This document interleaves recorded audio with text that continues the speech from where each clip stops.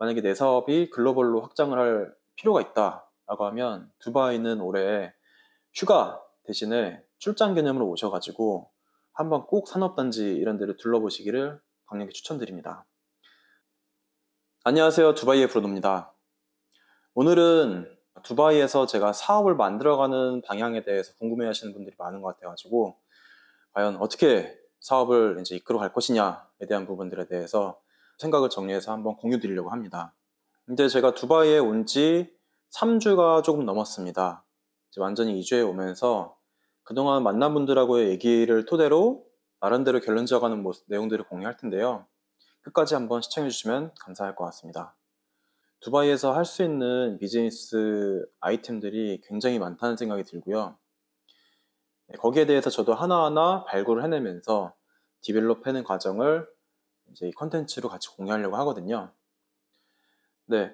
두바이에 그럼 어떤 분들이 기존에 계셨을까라고 조금 얘기를 들어보니까 한 10년, 20년 정도 된 사업가분들이 계시고요.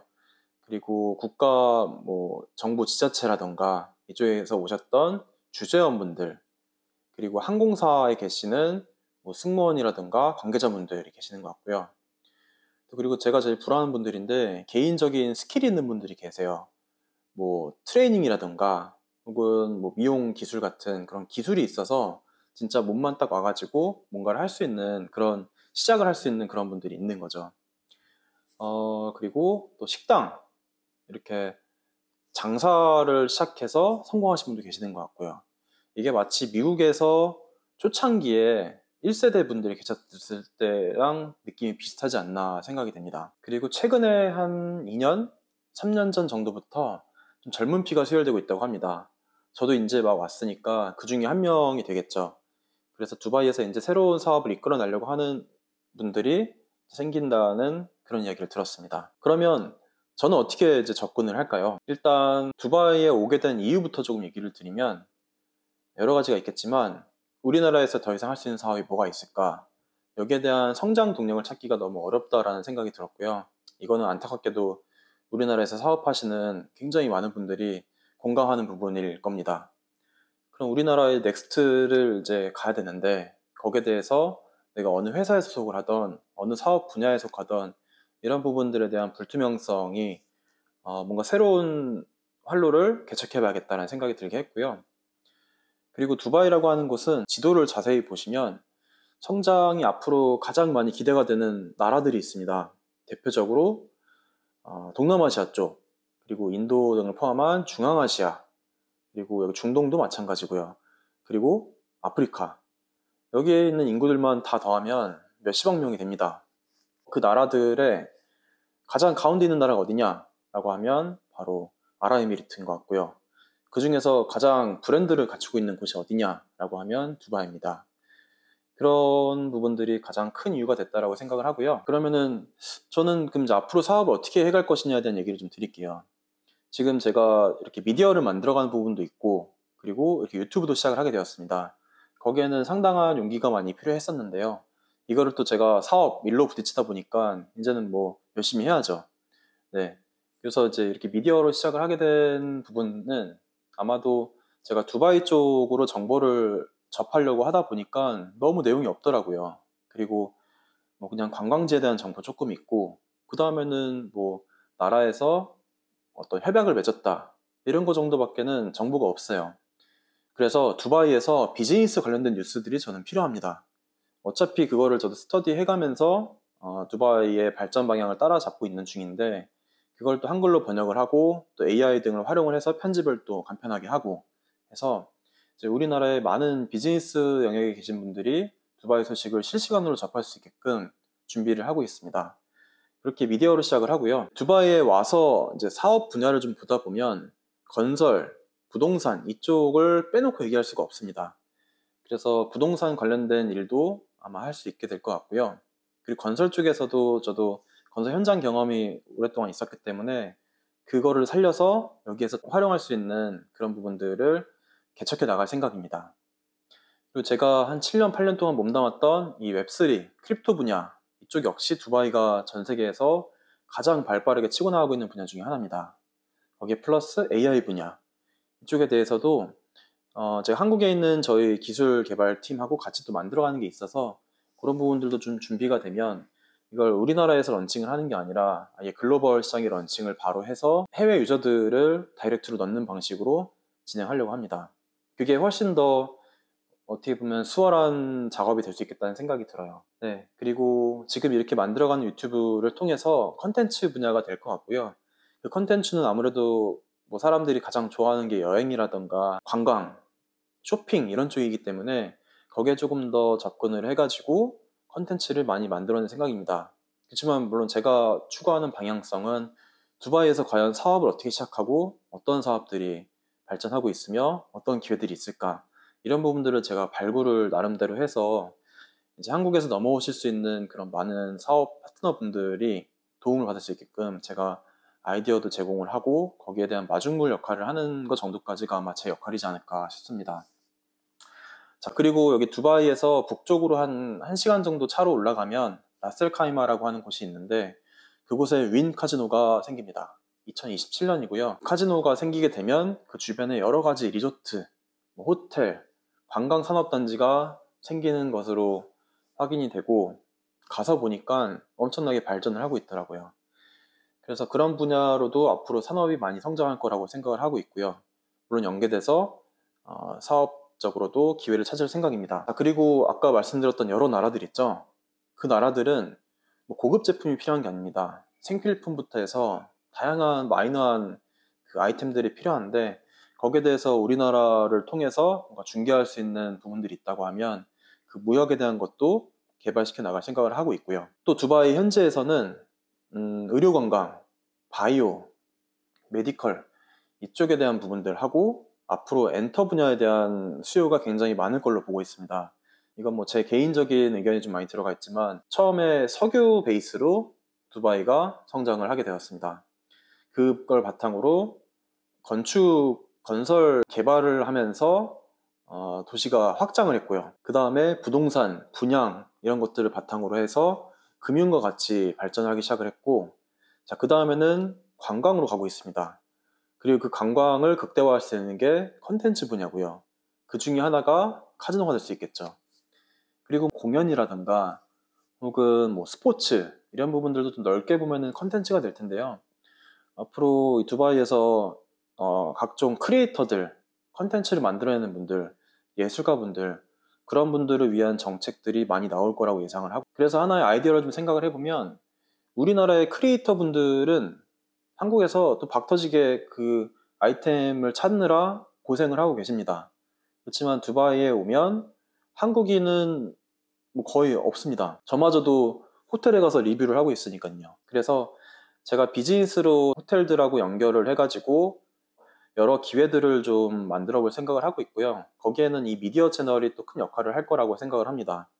저처럼 초보 리뷰어가 호텔 리뷰도 하고 그런 역할도 해가면서 본격적으로 한국의 대형 유튜버 분들이나 그런 인플루언서 분들도 오셔가지고 두바이에 곳곳에 숨겨져 있는 그런 명소들을 또 한국에 알리는 역할을 해주시고요.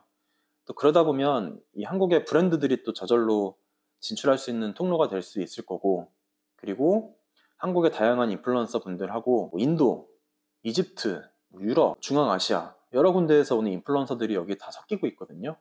그분들하고 콜라보를 하면서 컨텐츠를 새로운 방향으로 만들어갈 수 있지 않을까 생각을 합니다. 그런 부분들은 제가 나름대로 컨텐츠를 만들어가는 역할들을 하면서 앞으로 나올 제 유튜브 채널을 관심 있게 지켜봐 주시면 좋을 것 같습니다. 자, 그럼 마지막으로 두바이에서 생활해 보니까 느끼는 장점 그리고 단점에 대해서 저의 3주밖에 안 된 경험이지만 얘기를 좀 드리겠습니다. 장점, 일단 완벽한 날씨입니다.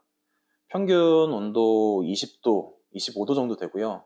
한 6개월 내내 그렇다라고 합니다. 11월 정도부터 한 4월, 5월 정도까지 날씨가 이렇다고 하니까 정말 좋고요. 그리고 비가 없습니다. 그래서 날씨에 변화가 없는 게 굉장히 특이한 점입니다. 내일 날씨, 한 달 뒤 날씨 비슷합니다.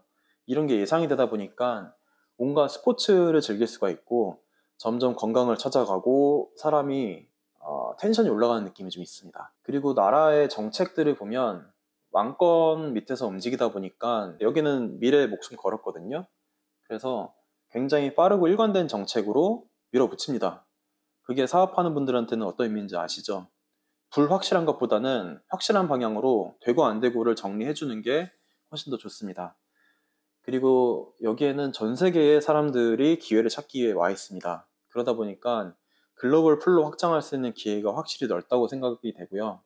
만약에 내 사업이 글로벌로 확장을 할 필요가 있다라고 하면 두바이는 올해 휴가 대신에 출장 개념으로 오셔가지고 한번 꼭 산업단지 이런 데를 둘러보시기를 강력히 추천드립니다. 자, 단점도 얘기를 좀 드려야 되겠죠. 단점, 첫 번째는 똑같이 날씨입니다. 여름은 제가 한 번밖에 경험을 못 해봤지만 밖에 나가면 10분 이상 걸어 다닐 수 없을 정도로 굉장히 더운 날씨가 한여름에 계속됩니다. 그래서 그때는 저도 두바이에 계속 있어야 될지 아니면 조금 시원한 데 가 있어야 될지 이런 고민을 하고 있고요. 두 번째는 물가입니다. 지금 제가 살고 있는 집, 그리고 이제 앞으로 하게 될 차 렌트, 여러 가지 생활비 등에 대해서도 요 전 영상에서 간단히 리뷰를 한 것도 있고, 제가 조금 정리하고 나서 집도 좀 보여드리고 할 텐데, 기본적으로 렌트 등등을 하면은 외곽 지역에 살더라도 한 300만 원 이상이 넘어가는 것 같습니다, 비용이. 그 다음에 여러 가지 생활비 등을 하게 되면은 체류비가 상당히 많이 들어갑니다. 그리고 처음에 세팅하기 위한 여러 가지 라이센스 비용들, 이런 것들을 따지면 무시 못할 비용들이 들어간다고 생각을 합니다. 그렇지만 세금적인 부분을 감안했을 때 계산을 해볼 필요가 있는 것 같아요. 어느 정도 규모가 되는 사업체를 가지고 있다라고 하면 두바이에서 도전을 할 기회가 있는 것 같고요. 그렇지 않다라고 하면은 저처럼 작게 시작을 해가지고 리스크를 최대한 줄이고 비즈니스를 확장시키는 방법을 고민해볼 필요가 있습니다. 자, 그 다음에는 초반에 사업을 정착하기 위한 방법, 인프라가 너무 부족합니다. 제가 이렇게 유튜브를 시작하게 된 계기도 그 인프라를 만들기 위해서 시작을 했고요. 그래서 저를 또 적극적으로 활용하실 수 있는 분들은 뭐 의견 주시고 해서 소통해가면서 파트너분들의 비즈니스도 도와주는 방식으로 처음엔 제가 그 역할을 하게 된 거고요. 그리고 또 한국인들의 인프라가 많이 부족합니다. 제가 듣기로 한국인 교민분들이 10,000명도 안 된다고 들었습니다. 여기 전체 두바이의 인구가 한 380만 명 정도라고 하니까 거의 뭐 한국인들은 찾아볼 수가 없는 거죠. 그리고 뭐 중심가에 가면 이런 저희 같은 그냥 아시아 사람들을 만나기가 너무 힘듭니다. 그래서 그만큼 독보적인 포지션을 구축할 수가 있고 모두에게 환영받을 수 있는 한국인이라는 느낌 때문에 그게 남들하고는 경쟁이 될 수 있는 부분이라고 생각을 합니다. 그래서 이렇게 두바이에서 비즈니스를 어떻게 만들어 갈 것인가에 대해서 간략하게 좀 설명을 드렸고요. 저는 이 성장의 과정을 공유하고 있습니다.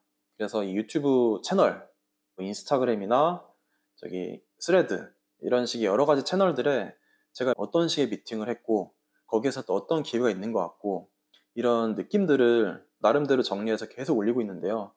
그거를 올리는 이유는 각 분야에 계신 분들이 사실 알아서 캐치를 좀 해줬으면 하는 생각이 있어서 그렇게 하고 있는 겁니다.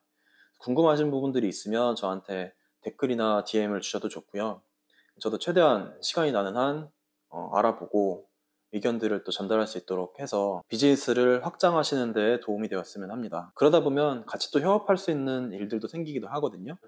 그래서 두바이에서는 사업 분야나 이런 인재 풀에 대해서 오픈마인드로 한번 오셔가지고 직접 한번 둘러보시면 이거를 감지하신 분들은 두바이를 너무 또 오고 싶어 하고 그냥 관광으로만 오셨던 분들은 그냥 관광지로서 괜찮구나 이 정도만 느끼고 가시거든요. 그래서 두바이에 누군가 오시게 되면 최대한 필요한 부분들을 볼 수 있게끔 저도 열심히 여기서 사업을 만들어 가고 있겠습니다. 제가 유튜브 이제 막 키우면서 구독자분들이 한 300분이 조금 넘었더라고요. 한 분 한 분 댓글 달아주시고 의견 주시는 것들이 굉장히 저한테는 힘이 되더라고요. 왜냐면 저도 이렇게 유튜브를 시작한 거는 뭐 처음 하는 거니까. 네, 그래서 조금 편하게 내용들을 공유하면서 누군가는 또 아이디어를 얻을 수 있는 그런 컨텐츠가 됐으면 하고요. 응원에 힘입어서 저도 열심히 이제 할 테니까요.